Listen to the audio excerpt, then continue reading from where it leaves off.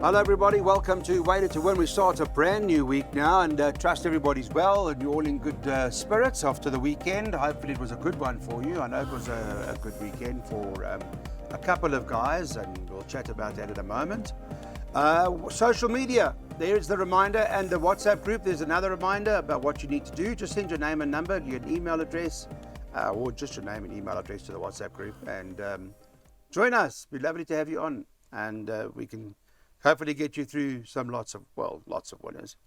I say that because National Star arrived, Daryl Marie, which is fantastic. You and Darren Burrows did very well with the last one. Yeah, a bit of relief. Thank you very much, Clive. It did help, eh? At the Absolutely. end of the day. And Yeah. it's good that you We're guys back can find to those fight horses. another day. And Darren Burrows found William Robertson as well. That was a nice double. Darren, so morning, Darren. How are you this morning, Monday, going into this meet out at Hollywood Bets Greyville?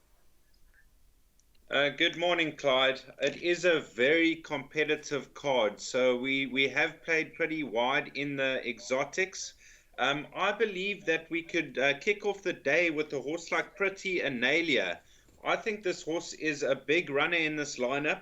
Last time out, moved up like a winner and didn't quite see it out. Now the blinkers go on and the drop-in trip. So for me, Pretty Analia to open the meeting at a decent price of around 33 to 10. Okay, that is the current price, which is not a bad price at all for the start. You like their second favourite, Britannia? She's actually my top pick too, Clyde. Okay. Penultimate start on the poly track. She had enough pace over the 1200 to suggest that she is capable of 1,000 meters. So she comes back and those blinkers get fitted. Last time out on the turf, she finished well clear of the fourth place runner. I think there was 7 lengths clear, or 9 lengths clear, in fact. Clyde, I make the danger, and she's held on form by Pretty Analia, number 5, Karniska. She lost her race at the start last time out. She stumbled. It's never easy to recover on the poly track thereafter. She's another one that comes back in trip, and she gets the blinkers fitted. So I'm going to say 6 from 5. Okay. So there are a couple in here, but, well, that's what Daryl believes, but Darren is already on to the horse Pretty Analia, as you heard. Here's the start of the first. Give you an idea what we want to do, and Darren's recommending let's start by having a bet on number 6, Pretty Analia. Okay, the second, it's a bipot, so let's get the bipots on now. Race number 2 on the card, and in this race this morning at 10 o'clock, 3 Beckoning Beauty was priced up 28 to 10, and 7 to 2 about number 9, Grey Ocean, probably one of Gavin Finzel's last runners. As you know, he's announced that he's retiring and he's going to be joining Gareth in due course. Darren, let me begin with you. Is it a 2-horse race, Beckoning Beauty, Grey Ocean, or are you going beyond that? It is tougher than that. I thought an open race. Now, my first choice is Grey Ocean. He comes into the race so well handicapped with 54 kilos. And on that last start, he did beat Beckoning Beauty by about a length, and I think is a kilo better off. Beckoning Beauty in form, consistent, should be right there from a good draw. Pinda Mzala looks to be the improver with having his third run after rest and Star in Winter. But I thought Grey Ocean, if he can just get across from that draw, I think he'll run a cracker. Okay, so Grey Ocean certainly not out of the play, although Beckoning Beauty's been holding form, and just depends on what the quality's been like. Yes, Clyde, she's a bit of a track and trip specialist. Just her last start, the finish was very congested. I think 5 horses were covered by the space of half a length. Oh. But yes, she'll give another honest account of herself. I like the look of number 8 of here, Get Carter. Now, both of his wins have been on the poly track. Penultimate start, we saw High Velocity coming out to win again, and Hippocrates, Clyde. I think this horse is better with some cover, and I expect of 1,000 meters. I'm hoping he's just off the pace and putting in a good finishing effort. Pinda Mzala, now, he's also one for the shortlist. You can see 0 from 8 on the poly track, Clyde, but that was off higher ratings. Now he's having his peak run and the blinkers get refitted. I think he's going to run a cracker. All right, so there are a few, by the sounds of things, there are, we discussed 3 or 4 horses there. So what does it mean from a bipot perspective? Here are the numbers. We'll put it up for you. This handicap at the 69 level. Darren's going 3 and 9, by 2, 8, 10, by 3, 4, 6, 7, by 1, 2, 3, 7, by 1, 2, 4, 5, and 8, and bankering the 2 at the back of that pie pot. That cost 480. Okay, this is a maiden handicap, a maiden race where you find a handicap with it. It's a race that's designed to give what appears to be horses that have been struggling to win their maidens, give them a chance. The horses that are battling to get it right at level weights or whatever the case may be in those plated races.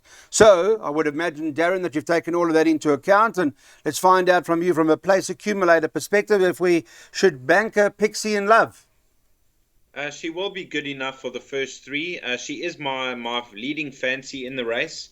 Now, last 2 efforts were decent. On the poly, second behind Dilla, second behind Twice as Perfect last time out. We saw a winner from that form line.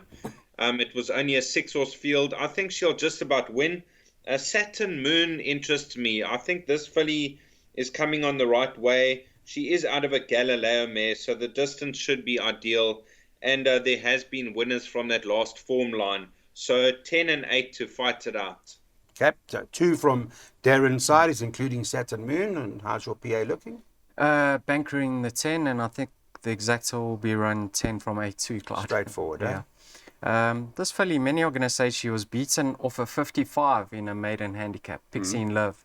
She's now off a 67. But Clyde, that was over 1400. So a distance short of her best. You can see she stayed over 2000 last time out.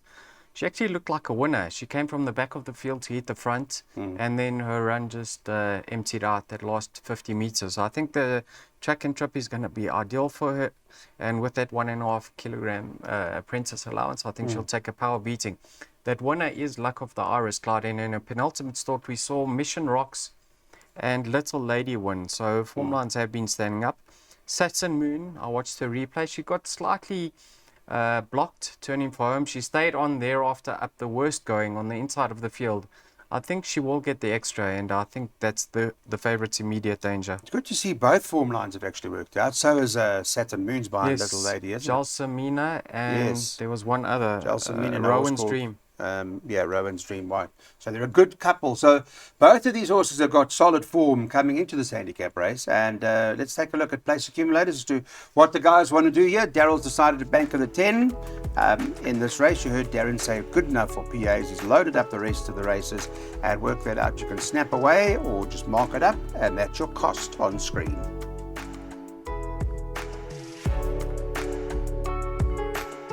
Okay, pick 6 time, and let's have a look at this. It's a race run on the 4th race run over the 1900 meters, and take a look at what the deal is here. It's a handicap. It is at the 66 level. I've heard it's tough the whole day. It's not an easy card.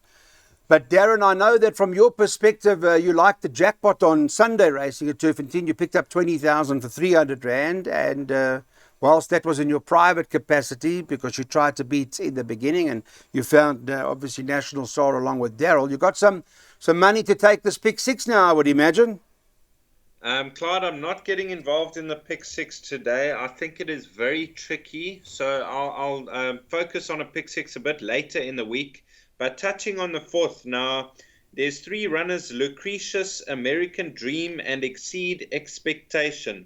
There was only a length separating all of those 3 horses at the line last time out, and I really can't split the 3 of them again. And then I would include Hey Bill into wider perms. He should be right there. Okay. Not getting involved in a pick 6, are you? I think I did tip one, Clyde. Oh, good. For a change, you got us into a pick 6. Okay. Well, you're in form, so let's listen. Clyde. Pay attention, everybody.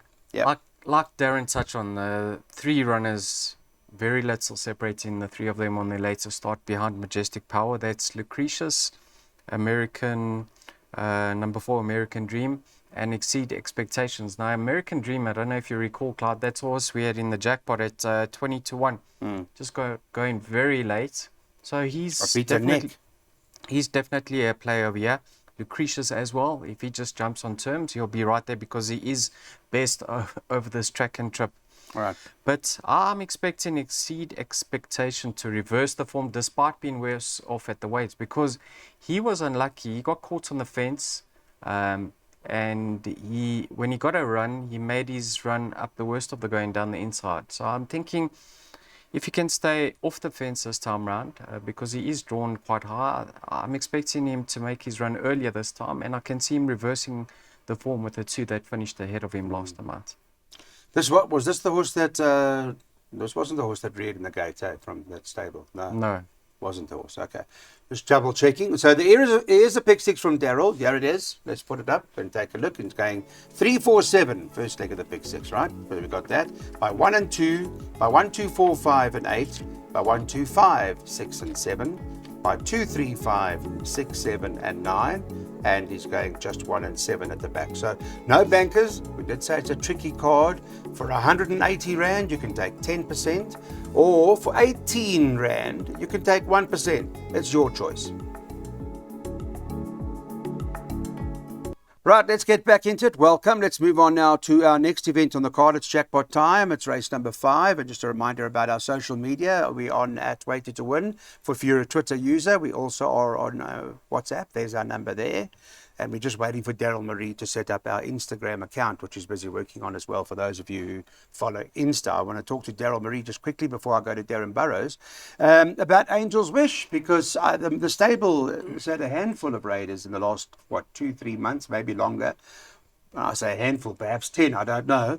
But and I think most of them actually won, Daryl, so the strike's been very good. Yeah, 10. That's the number of years you'll wait for me to set up the Instagram. Okay. 10 years. That's not going to happen. Different division. Okay. Yes, all right. Clyde, you have to respect Wayo when he raids. I mean, his strike rate is certainly high. Yeah. I'll give this filly a chance. She's not in my top 2, so I'm looking at number 2 of your Bay Breeze. I thought that latest effort was a very good effort on the poly track. The win on that occasion got all her own way up front. I don't think that's going to happen over here, because there are a few over here that are pacey. So I think Bay Breeze with the 1.5 kg swing will reverse the form with Q for you. But I think number 1, Clyde, a lot of value in number 1, Inga Cara. That stable's horses are all running consistently well. And if you have a look at her form, she needed her first run after a rest. Distance too short. Last time out, turf, soft track, wasn't suitable. This course and distance, she's most effective over. So Inga Cara to perhaps cause the upset. Okay, yeah, and it would be an upset because it's priced up at around 12 to 1, but may not be an upset time, race time, once you've heard all of this. Darren, do you also like a bit of Inga Cara, or are you on to the Mowing Horse? I like 1, 2, and 3. Now, Angel's Wish, probably going to love the step up in trip. I've been waiting for this filly to go the 1900. She races off a very low mark, should be very competitive. If you look 2 runs back, only got beat a length by Zenekela, who's quite decent. Inga Cara interests me. The 3rd run after a break, she's going to strip fitter, course and distance specialist, 1 draw, everything in her favour. So 3 to beat 1 and 2, and then followed by 7.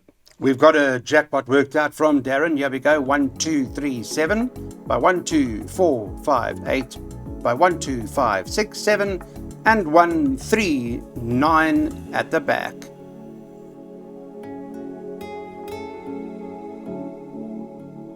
$1,200 on the poly. The draw is very important here. And number 1, Winter's Destiny, is beautifully drawn. And last time out, solid run when running a 3rd on that occasion to Toto.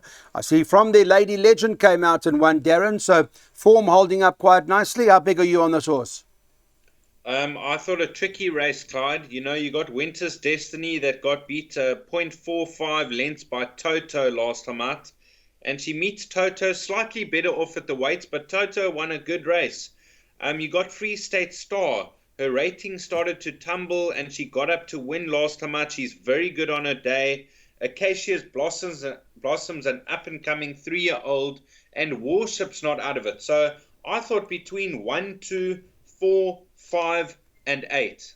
Yeah, what happened to Warship last time out? Because penultimate started solid, and then what last time didn't seem to... Well, that was on the turf last time out. Better poly, eh?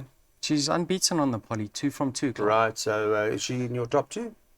She's in my top 5. I went for the exact same 5 runners as Darren. 1, 2, 4, 5, and 8. Okay. Clyde, so much collateral form over here. I think luck in running is going to play a huge part. Acacia Blossom certainly on the upgrade. She won well last time out. Toto Track and Trip suited. Same can be said with Warship and which is the other one, Clyde?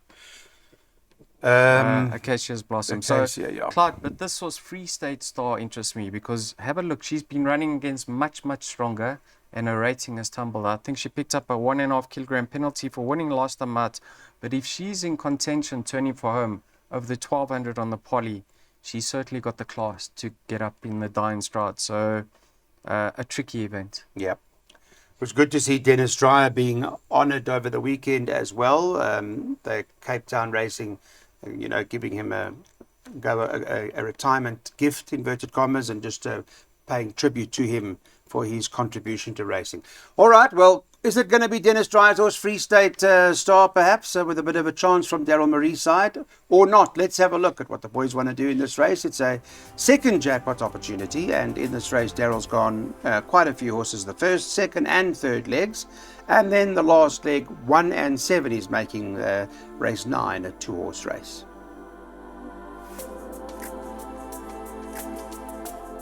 Race number 7 on the card. I like quite a bit of the Kotzen horse here, Feeling Groovy, but I need the thumbs up from both Darren and Daryl to give me confidence so we can do what we need to do. Do you like it, Darren?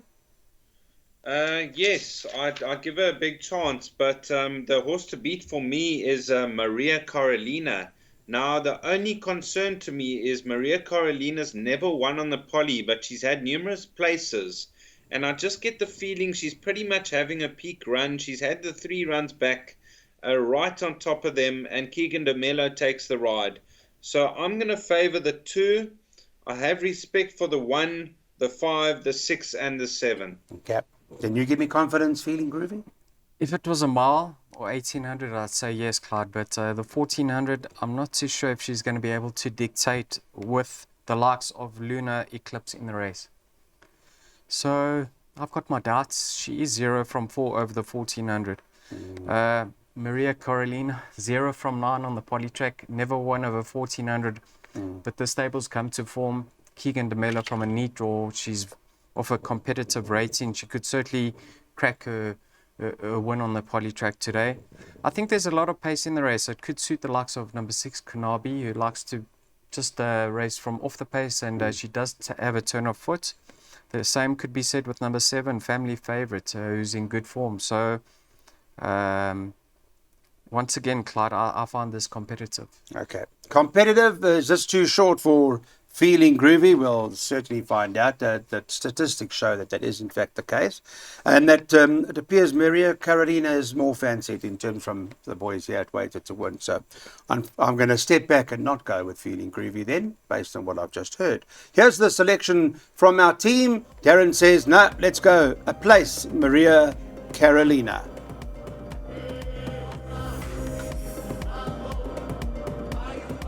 Okay, let's get on to race 8, handicap fillies and mares now. Final leg of the jackpot. Talk about what the market looks like. We did this reminder 10 o'clock this morning, and it was 7-2 the whole field. So, well, 7-2 the top horse, Bird Watcher.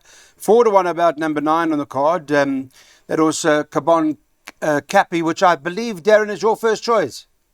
She is my first choice, Clyde, but I can't really give too much confidence because I have a lot of respect for Bird Watcher, who is receiving 6 kilos from Cabon Cappy.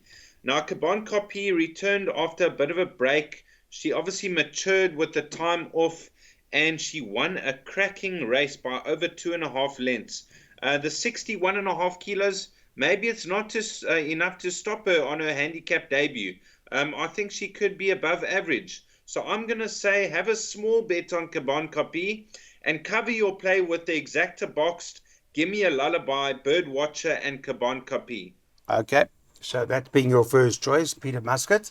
Stable's always been solid and consistent, solid winner last time. What do you make of the race, Daryl?